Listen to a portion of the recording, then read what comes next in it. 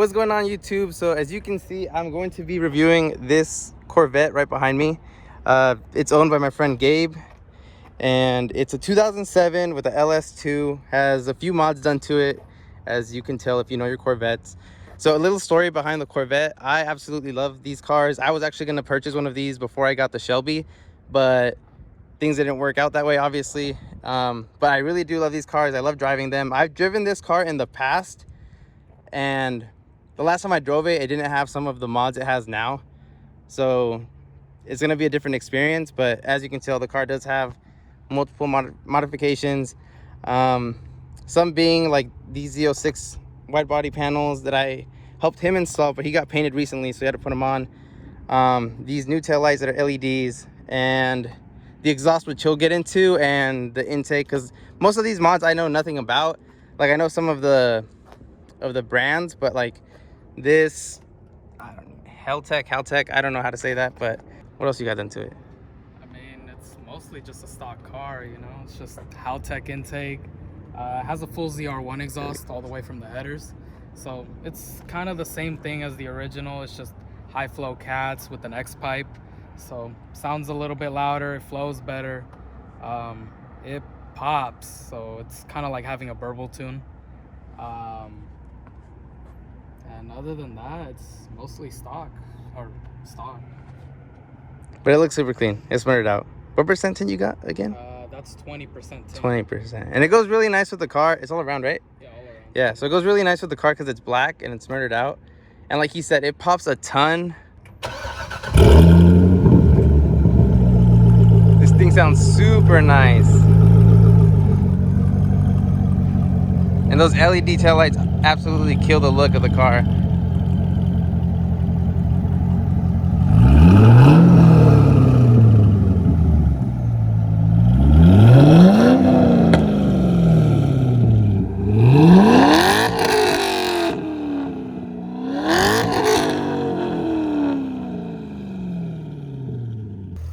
And it's so different from my car in terms of like how stable it is on turns, because this actually like hugs the road. And by that, I didn't really know what that meant in the past, but now like the difference that I've noticed is mine actually has body roll, and this one you feel the pressure more on the tires because it feels like they're sticking and the body itself doesn't move. So that's a pretty big difference from mine. But we're gonna go ahead and take it out for a spin right now.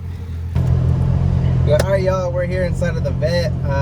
I'm about to take it for a spin right now. Like I said, I've driven this car before, just not with the new headers and the new with X-pipe. X-pipe, yeah. New X-pipe. It had the SLP loud mounts before, but you know, headers and exhaust, full exhaust is completely different.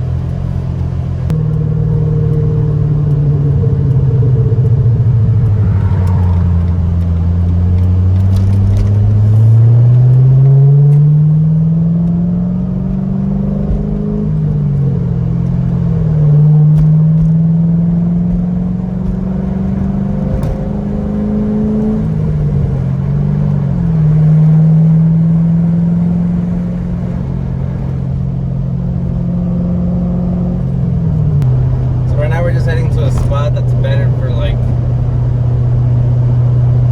driving safely, I guess. We're going to Mexico. Yeah, we're gonna find Mexico. It's just been a while because, you know, we haven't really been out because of Corona. But it's honestly surprising how easy it is to drive one of these. Like, because I've driven, he's had what, the M3 in stick, right? And then the other one, what was it? Datsun.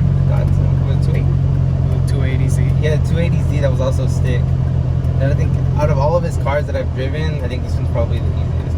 If I ain't gonna lie, probably the funnest one was the M3. Yeah. To me, it was the funnest one. I think it's just because it revs so high. Yeah, probably that. But in terms of looks, this is my favorite one of all of his cars.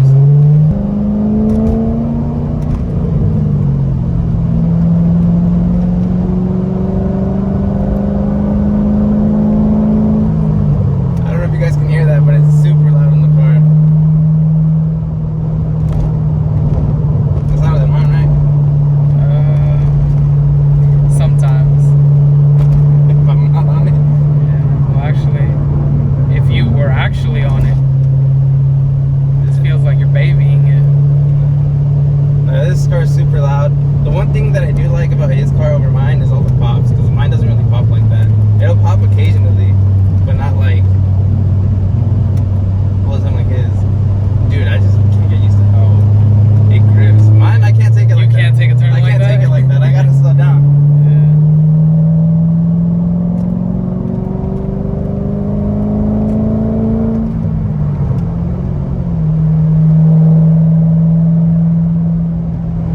Yeah, see, the thing I like about yours is that it doesn't, like right now we hit 65, but it didn't feel like because it's just like you're so in control.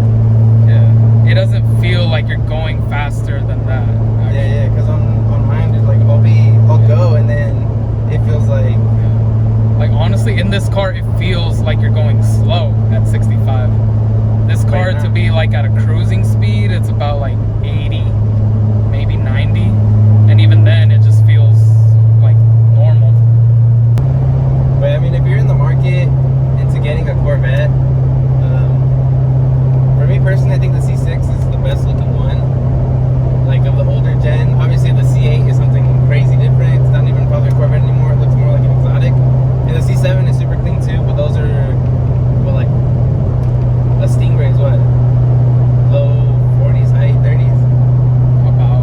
Yeah, and like a Z06 probably gonna be paying like 50 plus versus this, you know, you can get one for like what, somewhere in the 20s, and then what Z06 is like 30K. Yeah. So it's not that bad. And like this obviously isn't a Z06, but it's more reliable than a Z06 at least. That's true. It doesn't have the headers problem, or the heads problem, I mean.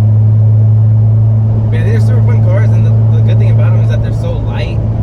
And this one has like what, 400 stock? It's 400 crank. It's 400 horsepower. Yeah, so it's like it has a lot of horsepower, and then it weighs like a lot less than, you know, a Mustang or like a Challenger. And with his exhaust, it's super fun to downshift, especially in lower gears when you're at high RPMs, right? We'll probably make even the same wheel, because mine was 500 stock. Yeah, I mean, if I boosted this one to a stock Shelby GT500, it'd probably give it a good run for its money, just because. Honestly, it might even beat it. Yeah, just because the lightness of this one. Yeah, because my car is heavy, super heavy. Because this weighs what, low 3K? Yeah, I think it's like 31, 32 max. I was like, what was that? Yeah. So British. I thought it was your wheel, dude. I was like, oh shit, I broke his car and I've been driving it for like 6 minutes. Alright, for yours, because look, on mine, when I shift into second, it drops the RPM to a fuck ton. Yeah. What I've noticed with yours, it doesn't drop. It doesn't. You want to keep it kind of where it was. Yeah, you know, it was like 200 less. Yeah, because on mine, if I shift to 2500, it goes to like 1800. Yeah, if you want to try it, when you go back into first, do a first to fourth when the light shows up. Or like and, straight up shift? Yeah, go from 1 to 4, and it's going to feel weird, but it's going to work. Yeah, because on this car, does it from second to fifth too? No, it only works from 1 to Right 4. or left? Right. Yeah, on this car, like, there's a light on the dash that'll show you like a 1 to a 4, because I guess you can shift from first gear to fourth gear. And he wants me to try that out right now. I guess it's not working right now. Can you only do that when it lights up? Only when it lights up, yeah. Because then the car's ready for it, right? Yeah. Yeah, it's not gonna do it now. We'll try it later. That's the thing. I've also, another car that's different from mine, that's the only other boosted car I've driven was my friend's WRX. And that feels completely different from this in the way that, you know, that also hits boost, but since it's a turbo, the boost works differently than mine that's a Whipple. And like, NA cars I've driven a good amount of them, but like, the difference from this one and the WRX is like, the WRX I think feels a little lighter than this, but this one feels more planted. Because like the other one, even though it's all-wheel drive, like it's weird how this one, maybe it's because it's so low,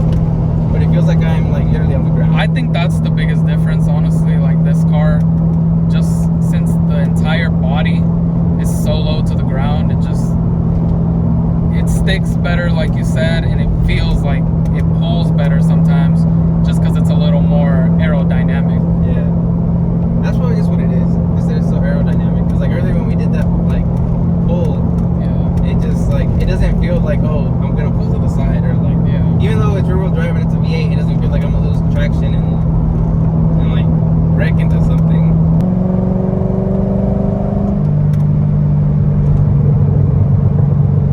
So if you guys hear rumbling, those are all the pops. The funny, I don't know if you guys gonna catch in the window. There's a C7 vet that just said what's up to us. Damn. But the funny thing was, it's an old guy driving that. And then there's this young buck over here. I mean, that's the thing with Corvettes, you know, they're usually associated with, okay, you know, an older guy buying it for his retirement. And I guess that's why you don't really see many Corvettes out, you know, because either they're in the garage or they're only used during the weekends. Not just anybody would use it as their daily driver. Considering how low it is to the ground, it handles the roads pretty well. Yeah, it does. Yeah, like, it doesn't like slam cars, you know, like you usually feel it a ton. Yeah. And even this, like, obviously you do feel it. You'll feel it, but it's not crazy, like you're over here like, yeah, moving all over the place. Yeah. Honestly, I feel like I might feel it more in my car, because in my car I'm literally bouncing like this. Yeah. That's what I thought it was cool that the old guy said what's up to us on the other bed. Sometimes I'll be going by and nobody in the States ever says hi to me. That's the funny thing. So actually with this Corvette, every time I run into any other Corvette, it could be a C5, C6, 7, you know, even a 4 sometimes, and everybody will just kind of wave, or, you know, they'll acknowledge you. They'll acknowledge that you're also driving a Corvette. This is my problem, dude. Every time I drive somebody else's car, it makes it want to get one. And that issue could be solved easily, you know, just buy one. You know, have, well, yeah, that's easy. Have multiple cars. Be like, you want one, just buy one. Be like, why didn't I think of that? Exactly. Make a message. Pass them.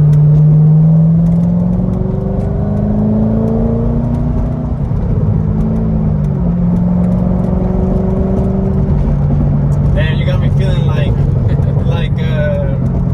Brian O'Connor and Vin Diesel in the first movie. He's like, smoke them. Smoke them. I like the pops because you can not only like hear it, but you feel it too. That's a good downshift. That's what I like. When you downshift and it just pops like that, it's crazy. Damn, so was that? Did I get the pass for that? Yeah, that was a good pass. I keep saying 104, but I don't want to do it. It freaks me out. Actually, if it said it, try it. Try that when we get to the next light. Maybe next time. Yeah. It just freaks me out, dude. I feel like it's wrong to shift from. That's what it's in. You're gonna be able to do it right here. Watch. Just try it. Just know that when you go from 1 to 4, you don't have to gas it that much, because you know, you're going into a much lower gear. It's gonna feel like the car is gonna turn off. But it's because RPM is gonna be super low. Yeah, but it won't. Is that how it's supposed to feel though? It's gonna feel trippy. That is gonna feel. And it's not gonna accelerate as fast, but the fourth gear, it'll catch on pretty quick. And it's interesting. No. Oh no! Just do it. So what happens if your transmission breaks? Oh, it breaks, but you can do 1 to 4. It'll be fine. I don't do it all the time, but like I'll do it sometimes. I'm just like, this is weird, right? That's why you don't do it. Yeah. That's why, like I said, most Corvettes don't have that feature, because it's set up by the ECU, so it's supposed to lock you out of 2 and 3. Oh, so it wouldn't even go? Like I have to wait? Yeah, you would have to wait. Oh no.